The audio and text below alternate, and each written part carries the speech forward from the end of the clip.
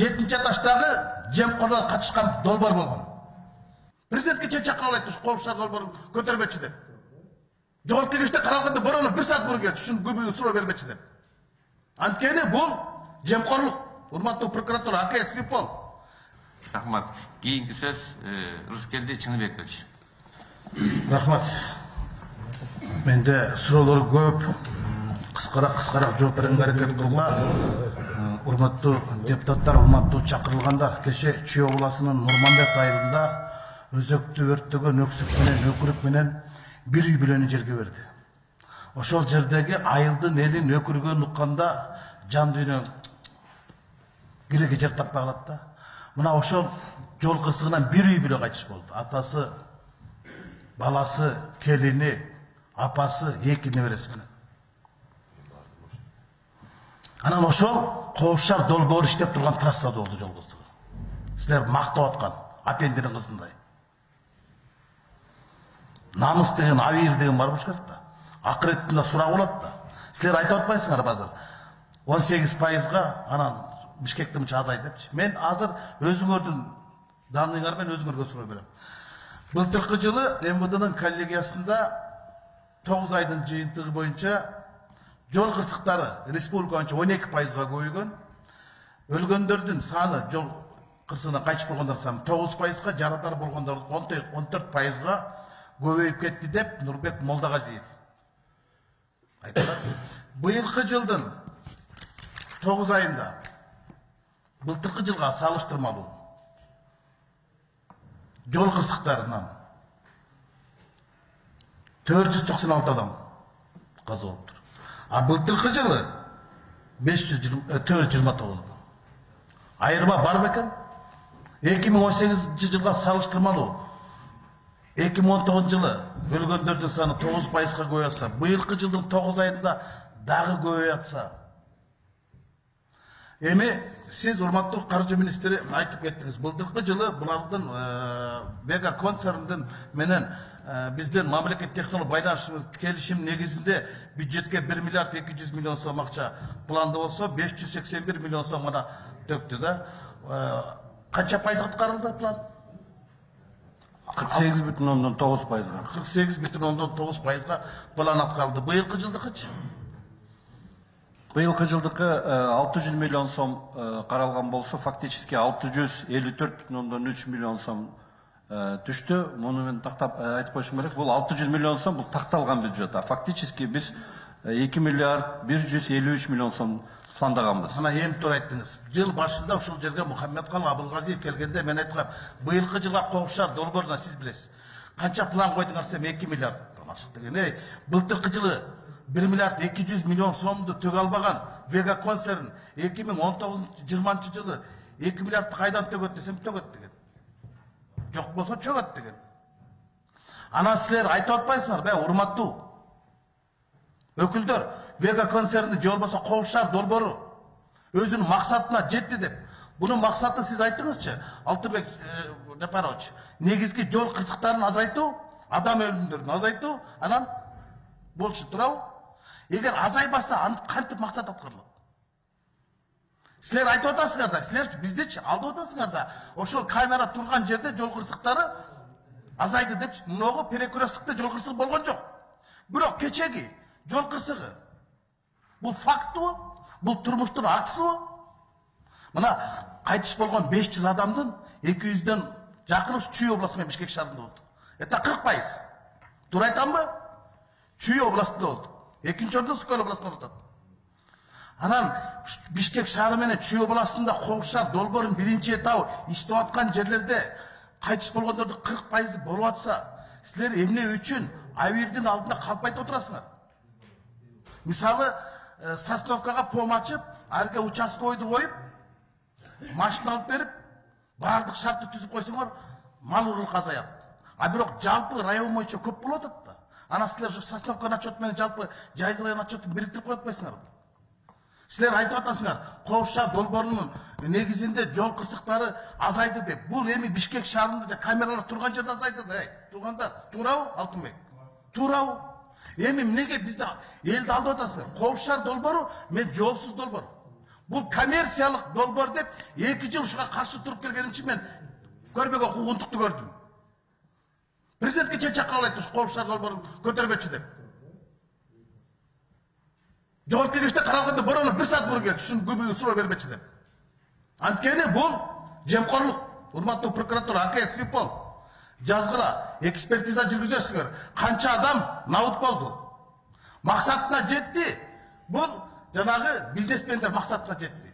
Мына мен Алтынбек Жапаров сизге суроо берейин. Биринчи этап 35 миллион долларга бааланган, туурабы? 35 миллион сомдук бул долбоор, долларлык долбоор.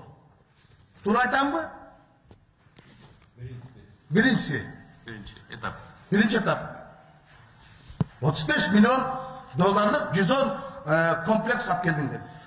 Анын канчасы Бишкек шаарына койду, мына силер берип атпайсыңар бул жерде 110 участокто орнотулган депчи. Эми ошонун 5 миллион доллары болуптур, программалык обеспечение болсун, хаб болсун, сервер болсун. Эми калганы камераларда бул орусча, АПК, кыргызча көзөмөл камералык компоненттер да турабы? ККК.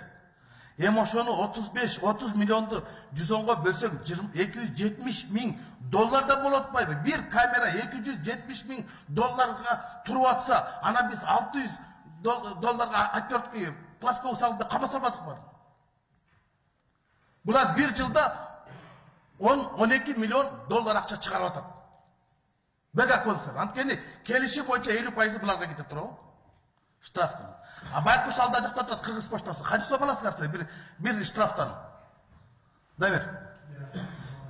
Жеткизип бергенде канча аласыңар? 24 сом 64 тиын алабыз. 24 сом алат. Ушул байкуш Кыргыз поштасында кемпир чалдар иштейт. Эч ким иштебейт, анда айлык жок. 4 000-6 000 сом айлык, туурабы? Анан ошого 20 сомдон жол киресин алып кетип кой. Анан тил угат. Албайт, кол койбойт. Ким эле кара кагаз алып келсе, штрафтап келсе кол коюп берет, сүйүн алат. Анда силер письма счастья деп атсыңар. Кандайча письма счастья ал? Бактылуу катпы. Ал кара кагаз да. Кайгылуу каттап келип атат да. Бул деген мен башында айткам, силердин азыркы койгон камералар шаардагылар 7 функцияны. Жол боюндагы 2, жанагы 3 буттуң 2 функция. Булардын баасы ашып келсе 1000 долларга жетпейт. А бирок киргизген. Мен билем да буну. Башынан каршы чыгып айткан, бул деген керек болсо ошол кездеги мамлекеттин башчысы келип айткан, Рыскелди Чыныков мени буруп атат 70 жаштан деген. Өткөрөсүң деп. А биз билебиз, мына ушул жерде, урматтуу Тынчтыкбек Кадырбеков, сиз билесиз. Биз ушул жерде мурунку Кыргыз телекомдун башчысы Нурлан Мадамиров отурганда суроо бергенбиз. Жаңы депутат болуп келгенде. Коопчулар долбоорун канча миллион доллар менен ишке ашырасыз? 10 миллион доллар менен деген. 10 миллион доллар менен Кыргыз телекомдун базасына ишке ашырабыз деген. А биз Бишкек шаары менен Чүй областына 35 миллионго. Дагы Бишкектин калганын 35 миллионго, жалпы 50 миллионго берип атабыз. Килеген Анкарада 20 миллионго бүткөн. 20 миллион долларга. Мына сурагыла, Молда Муса Коңгатиевден сурагыла, Зарылбек Ырсалиевден сурагыла. 6 миллион халык бар, Анкарада 20 миллионго бүткөн. Иса Өмүркуловду чакырып сурагыла, Англиялыктар келип 10 миллион долларга бүтүрүп беребиз деген коопчулар долбоорун. Сапар Исаковду Хуавей менен 60 миллион долларга түздүң деп туруп кызматтан кетиргенбиз. А силер 70 миллионго түшүрүп атасыңар. Жарым жартылай. İştebеген, катып калган камералар менен. Менде данныйлар бар. Менде данныйлар кантип иштеп атканы жөнүндө булардын. Текшергенсиңер силер. Канча немен аткарбай калгандыгы жөнүндө булардын. Катып калган камералар менен. Анан айтып атасыңар булардын баардыгы. Бул деген коммерческий проект болгондо. Коммерческий проектта. 50% акчаны үйүндө жат чөтөрүп атат. Карапайым эл төлөп атат, ошол акчанын 50%ын жана бизнесмен чөтөрүп атат. Ошонун максаты ишке ашты. Афристердин коррупционерлердин максаты ишке ашты. Карапайым элдин максаты ишке ашкан жок. Кайтыш болгондордун саны азайган жок. Жол кырсыктары азайган жок.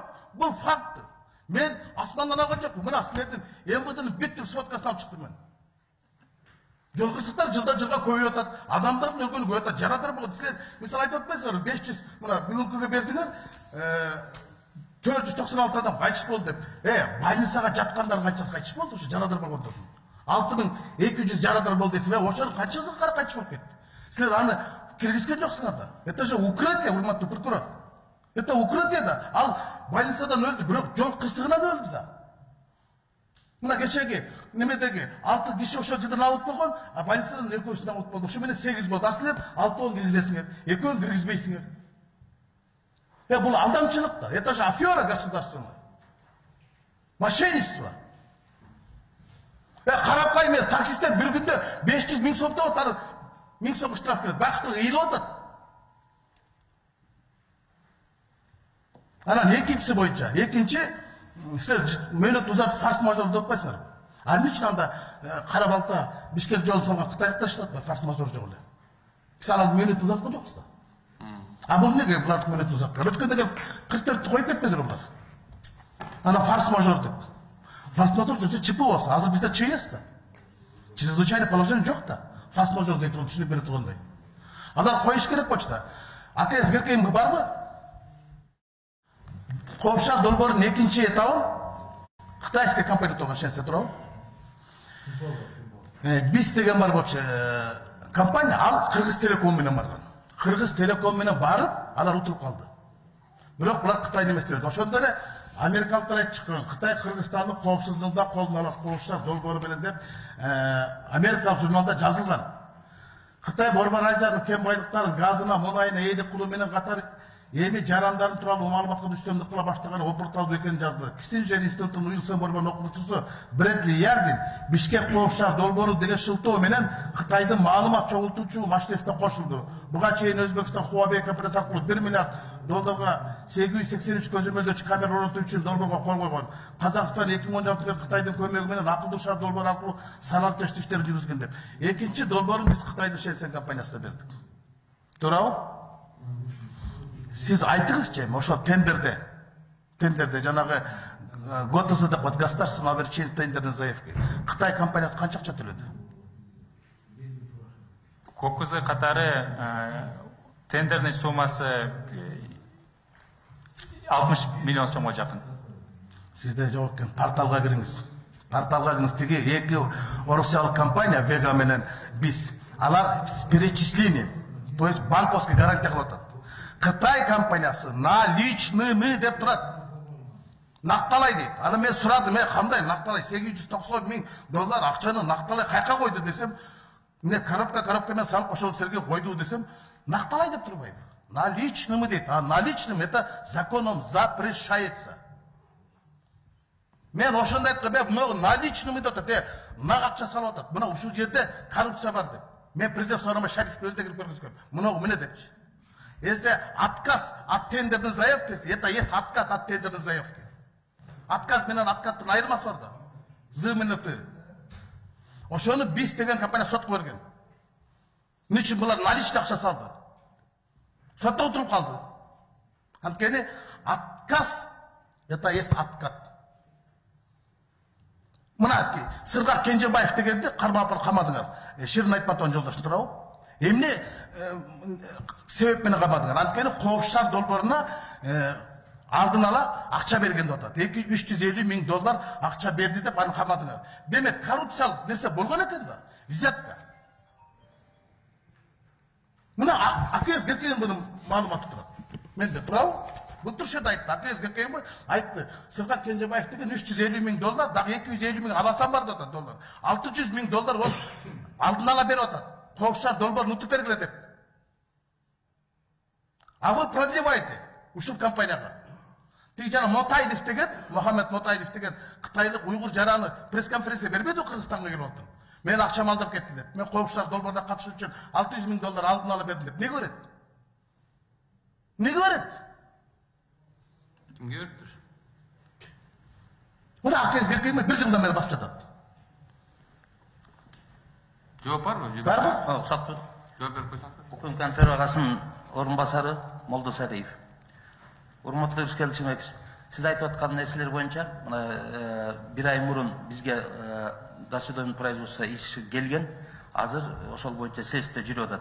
Ошонун ичинен эми баягы билесиз да, следствиянын купуясын ачык айта албайм, но примерно сиз айткан ошолордун ичинде иш жүрүп атат. Иш жүрүп атат да? Мына көрдүңөрбү? Коррупция подтверждается, а коррупция силер ишин форс-мажор деп жылдырып берип атасыңар. Маалыматтык коопсуздук, мамлекеттик коопсуздук негизгиси. Биздин база даных, машина айдап бараткан бул кишинин база даных каяка баратат, кайсы машина менен баратат, тиги Шензен Кытайга берип турат. Президент каяка баратат, кайсы машина менен баратат, премьер каяка баратат, спикер баратат, база даныкты ошентип атпайбы. Биз мамлекеттик коопсуздукту азакча жасап атпайбыз. Эмне үчүн Кытай компаниясы менен орус компаниясы чыкты да, тигилер 5 миллиард берсе, булар 2 миллиард берди. Жарым басына берди. Şu yerden de görüp durmayı bu. Bekerle işlep beresi tutmayı. Bekerle işlep bereyip tutar. Beker sırf tolka. Bileskete kapka durdu. Ana biz oşak kampanya menemit tüzdük. Men uşunu kırkırganım için bana oğuzun baskan hareket koştu. Uşun kovşar dolbar, ikinci dolbarın berbeş gerek. Kırgız Telekom. Yıldızbek İsakulov деген азыр милк фондунда отурат. Болсунбек Казаков деген булар Саратовго барып азамат билесиңер да силер. Сооронбай Жээнбеков премьер-министр кезинде презентация кылбады эле. Программаны обеспечение менен тиги сатып алганда Кыргыз Телекомдун ар бир райондо кабелди интернет бар. Ошол жактан келет. Кыргыз поштасы менен Кыргыз Телекомго берсеңер, эки иш карат деген мындай миллионер ишкана болот. Бюджеткеден очак акча түшөт. Ар бир штрафтан 5 миң сом түшсө, 2,5 миңи Вега концернине кетип атат, 2,5 миңди бөлүп атасыңар. ГТМ эмне калып атат? Алар не кылды? Мэрия алсын. Алар 100 миллион сом акча кетирген ушу коопшар долбоор ишке ашыруу үчүн. Көчөлөрдүн баары, талдардын баары кырккан. Азыр силерди коопшар долбоордун биринчи немесинде силер Бишкектин же троллейбустун столбарын илдиңер. А силер алардан уруксат алдыңарбы? Столба, троллейбусту. Ачында Вега концерт жана өздөрү 35 миллион доллар ошонун эсебинен столбаларды коюш керек болчу да. А силер готовый столбаларга коюп койду, чирик камераларын акчаны ушлеп айтып атат. Анан коопшар долбоор негизги максаты жол кырсыктарын азайтуу болсо, эмне үчүн адамдар кайтышып бараткан жерлерге койбойсуңар? Менин үйүм жана 3 бүтү турат, өмүр бою турат. Ошол жерде турбайт, но военлоторукта билесиз да. Эки жерде турат. Автономдон бери өткөндө, нарыктан бери өткөндө. Ошону тиги жолго койбойсуңар, Бишкекторго, Токмак жакка койбойсуңар. Ошо жол кырсыгын азайтат да. Силердики коммерческий болуп атпайбы? Бұл коммерческий проект, никакой конкретный. Ана коопсуз шаардын орысчасы не дейт? Безопасность дорога, же безопасный город бұл. Город, а? Город дейін тескерсен окучу. Тескерсен окучу, город, дорог бұл, турау. Силердики безопасность дорог, никакой город. Рыскел Червекович. Ошондуктан, урматтуу, мен сөзүмдү жыйынтыктайын. Бул боюнча менде абдан суроолорум көп. Мен баардык статистиканы коопшар долбоору бул жоопсуз шаар долбоору. Бул коммерциялык долбоор. Бул 7-этаждагы жемкорлор катышкан долбоор болгон. Бунун баасы да асман чапчыган. Бунун максаты өкмөттүн эмес, чөнтөктүкү. Чөнтөктүкү. Мен ачык эле айтам. Эгер мен калпайсам сотко бергиле. Мен калпайсам сот көргүлө. Многу фактылар булар турмуштун актылары. Адамдардын өлгөнүн жашыра албайсыңар. Жол кырсыктарын ашып кеткенин жашыра албайсыңар. Коопшар долбоору максатын ашты деп апыртып айтпагыла. Отчет бербегиле. Ишке ашкан жок. Коррупциядан максат ишке ашты. 2 жылда 20 миллион доллар чыгарып кетти. 5 миллион доллар салып. Элдин эсебинен, карапайым элдин эсебинен акча чыгарып кетти. А силер ошого жол берип отурсуңар. Вы соучастники коррупционного проекта. Силер чыныгарды айтышыңар керек. Мен силерди неме кылып аткан жокмун, урматтуу Азамат Бакирович, Октябрь. Мен силерди кылган жок. Силер болгон аткаруучусуңар. Бирок башкаруучулар башка жакта. Силер баарын билип отурасыңар. Бирок айта албай отурасыңар. Анткени өкмөттүн өкүлүсүңөр. Силердин сөзүңөр кыска. Силер 2 жердеги 4 экенин көрүп турсуңар, бирок силер 5 деп айтканга мажбур болуп турасыңар. Ошондуктан АКС, Финпол бул биринчи, экинчи долбоор боюнча толук кандуу экспертиза жүргүзгүлө. Эмне үчүн каржылык тараптан дагы план ишке ашкан жок, эмне үчүн жол кырсыктарынан ишке ашкан жок. Это провал. А буну мурункулар бийликтер макташкан. Биз эң чоң эч ким кыла албаган, Акаев, Бакиев кыла албаган нерсени биз ишке ашырдык деген. Атамбаев да кыла алган эмес, Бакиев да кыла алган эмес, Акаев да кыла алган эмес, биз жол коопсуздугун ишке киргиздик деген. А бирок чынчын айтканда коррупцияны киргизген. Рахмат, Рыскел Червекович. Абдан бир чоң маалымат бердиңиз, окшойт ушу Финполисияга дагы, АКСке дагы ушулар карап, ушул келиштириш керек да.